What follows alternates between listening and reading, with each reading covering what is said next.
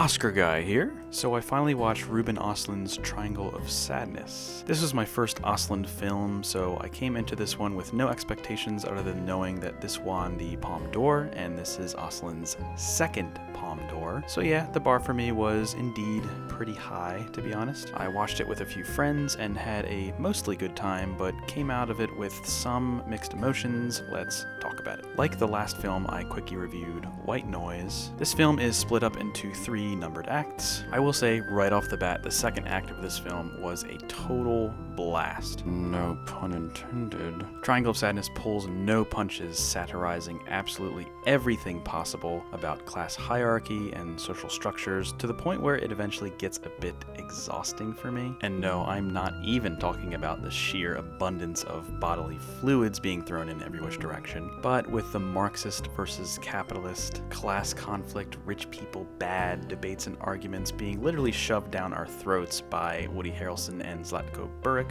drunkenly, might I add. It's a very interesting, albeit brash way of getting Östlund's points across, but was ultimately hit or miss for me. Then that leaves the first and third acts of the film. The first being interesting, but kind of unnecessary in my opinion. Carl and Yaya's arguments about gender roles and who should pay the bill seem to just barely fit into the film's main narrative thread, and I ultimately just didn't care about these characters enough for me to justify them as the quote-unquote main characters of the entire film. And the third act follows the crew as they get stranded on a deserted island, which had its moments, although it does introduce a massive tonal shift. We're introduced to one of the ship's workers who develops a matriarchy and completely flips the societal class disparity on its head, which was very interesting to see. And without giving too much away, I actually did like the ambiguity of the ending and how it asks us what would really happen if these circumstances actually took place, and how human nature would play a part in how these class disparities would unravel. Overall, I think Östlund is indeed a fine filmmaker, and I understand his intention with this one, but I found Triangle of Sadness fun, at some points clever, at others laugh out loud funny, but incredibly uneven and overlong despite all of that. I did find it a bit divisive as well, as I feel other films like Parasite navigate these waters